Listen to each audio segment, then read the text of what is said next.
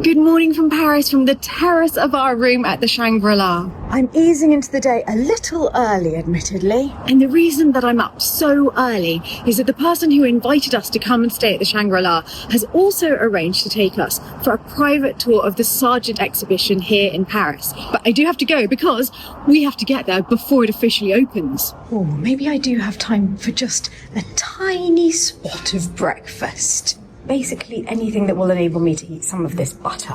Actually, I've gone for fruit, and I'm kicking myself that I didn't film this before I started eating it. It was a thing of beauty. Oh my goodness! Philip, the chandelier. I've seen that. No! It's the first thing I saw. It's first thing in the morning, Philip. I hadn't noticed anything. That's spectacular. It's under the cupola. Yesterday we had breakfast in our room, so we hadn't come down to this restaurant before. It's so beautiful. Staying here at the Shangri-La has made me feel so incredibly festive. Every time we step outside, it's a little winter wonderland. Here we are, going in this little door. Philip, can you believe this? It's completely empty. It's actually killing me to have to walk so fast past all of the sculpture. I've never seen the museum empty like this. It's just a dream. So we're popping in first to see a painting by Courbet, self-portrait. Gustave Courbet was a French artist who fought for realism in art. He wanted to show the reality of human experience, and of course that includes the intensity of human emotion. This painting is called Desperation, and it's a self-portrait from around 1843. So it's probably less about actual desperation in his life at the time and more about working with that dramatic, romantic style where human emotion was king. And now for a very different self-portrait, because we've arrived at the Sargent exhibition, and this is Sargent's self-portrait. And you'll see throughout the Sargent exhibition this veneer of restraint, civilization and elegance, but never without an undercurrent of strong human emotion. This is a famous portrait of Madame X, which the Met actually bought shortly after her death. She didn't commission this portrait, so it wasn't really her fault that she ended up at the heart of a massive scandal. As many of you probably already know, this is how he originally painted her, with her strap falling down. Well, my goodness, people couldn't take it. It was far too sensual, downright outrageous, and so much so that he had to repaint the strap, turning it into the way it looks today. After her death, when the Met bought the painting, John Singer Sargent missed it so much that he made a copy for himself. And we have to wonder, who is the little figure in the tiny window that he drew? I am transfixed by this painting. It just called me from the other side of the room. It's mesmerizing. Even the delicacy of her nails and the rings on her little finger, the glinting of the silver Berber jewelry, and smoke rising from the incense. This painting is so wonderful.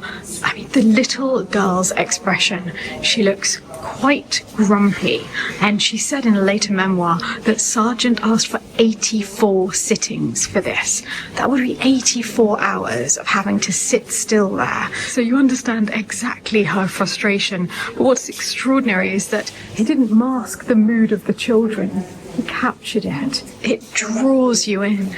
Here is another absolutely captivating portrait of the children of a family, looking slightly happy at this time, though you can definitely still sense a little boredom. And almost as important as the children in this painting are the vases. And apparently they were very important to the family, who would travel between the US and Europe and always bring their vases with them. Philip understands that well.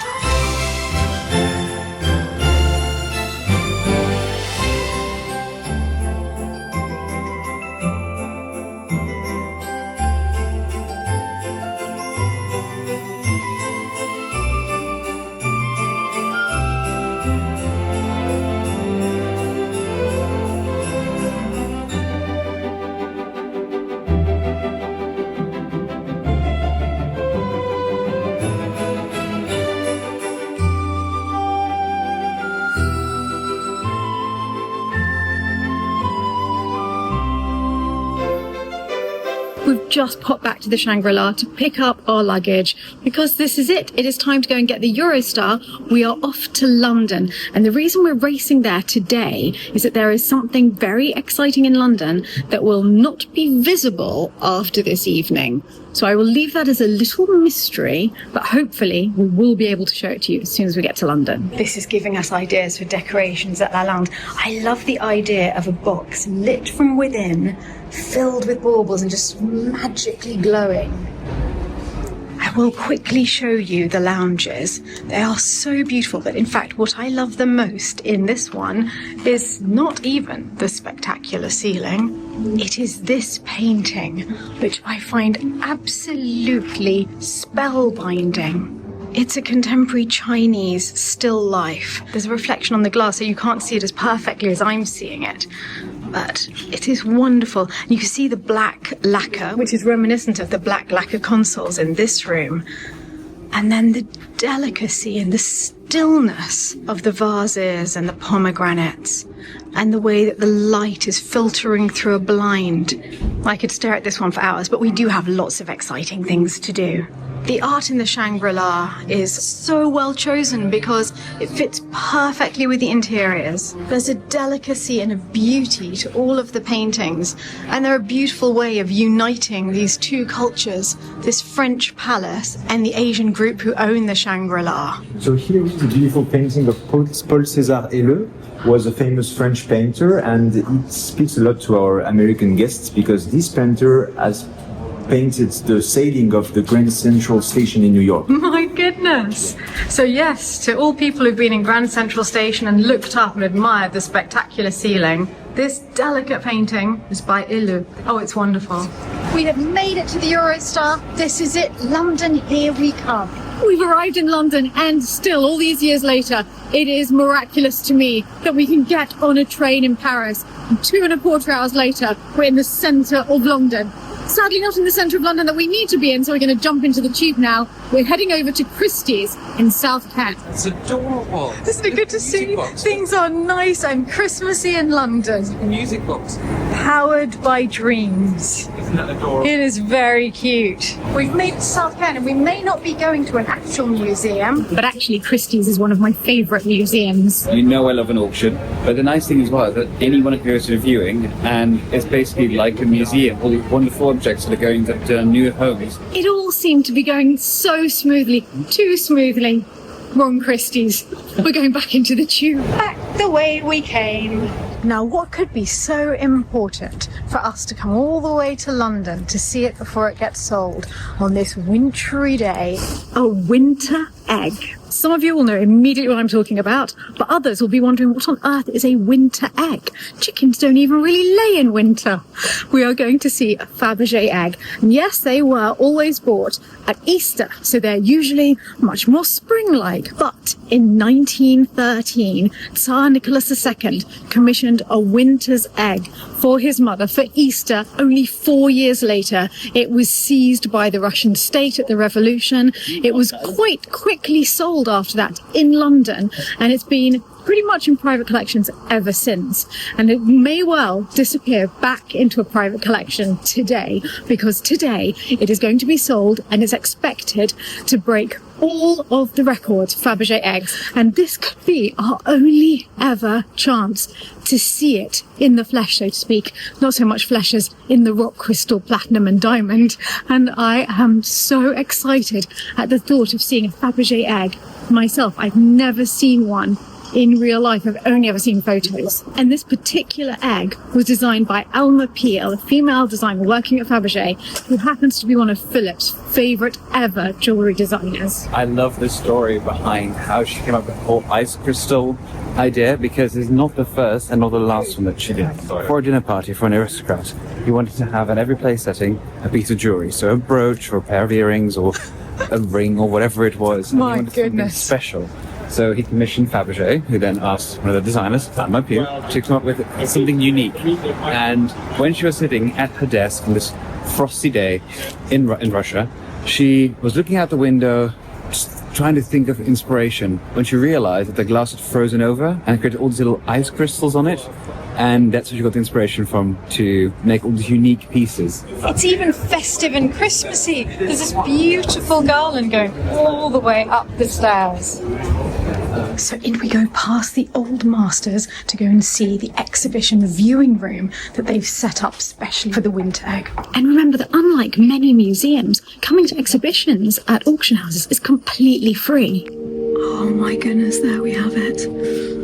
And at this moment, I am realising that it was absolutely worth getting a train crossing from Paris to London to share this with all of you. It's so beautiful. I think the thing that affects me the most are the little ice crystals on the inside of the egg and the basket of hopeful spring flowers breaking through from the ice. The flowers are snow anemones, and they represent the hopefulness of spring returning after winter. You can see below the egg that the ice is starting to melt in rivulets, and those rivulets are created in platinum and diamonds. There are over 4,000 diamonds just on the exterior of the egg. It's a work of exquisite beauty and the very finest human craftsmanship, and it's expected to break all previous records. So far, the most expensive Fabergé egg ever sold was for 8.9 million. So let's see what happens tonight. I just hope that it goes to somebody whom it will bring joy to every day, rather than to someone who just wants it as an investment. Before leaving, we've been looking at all of the old masters. It's been the perfect day at a museum. And if anyone has a spare $500,000, you could take home not just this austere but beautiful woman, but her dog.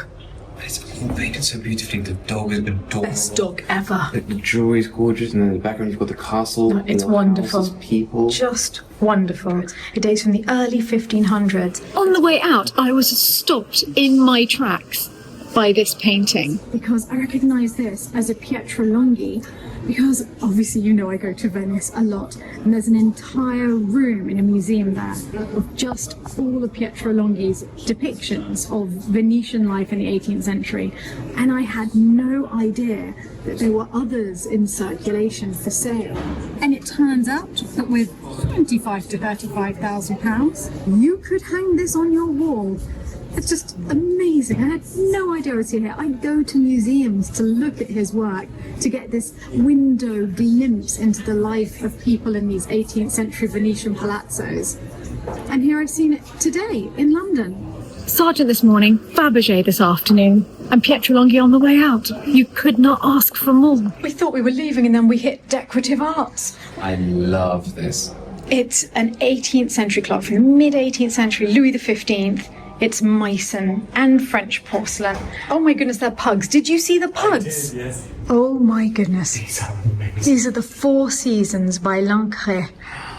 These will probably go for about $1 million, they think. I love this. Isn't it wonderful to look at beautiful things and to know that next week there'll probably be another sale on and we can come and look at more beautiful things.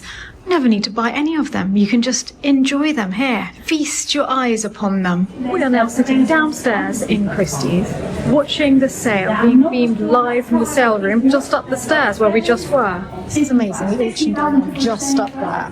I feel like we have a front row seat. Sports we don't understand, but there's a sort of idea of watching a This is like football match. action sports. We've got our table. I've had my ginger shot. I'm very excited. Well, here we go. This is it. We are truly honoured to present the Winter Egg once more at Christie's.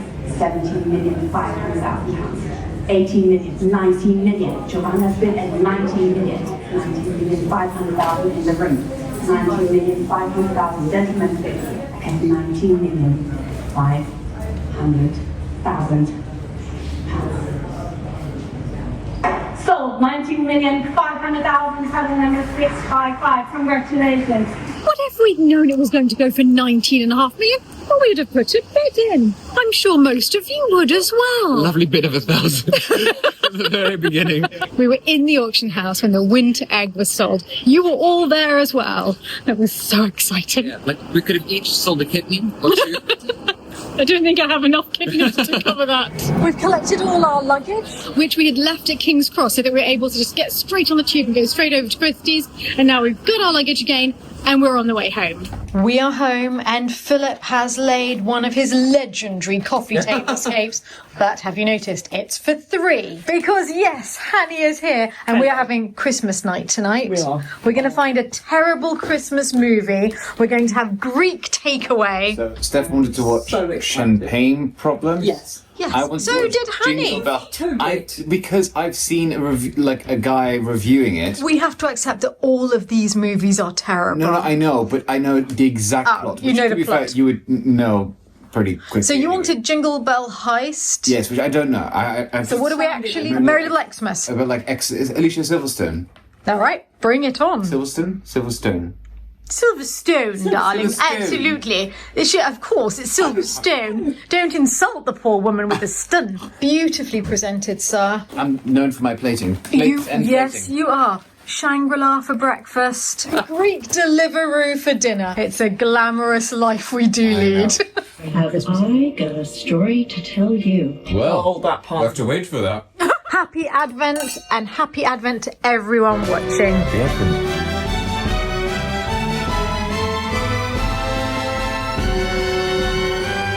And for those of you who are going to follow along with our Lalande Advent calendar, Time for number 5.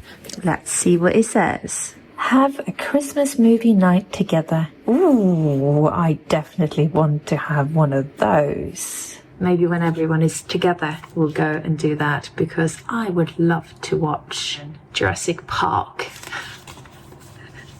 I'm joking. Please, if you have some good recommendations for Christmas movies to watch, leave them in the comment section. I would love to know.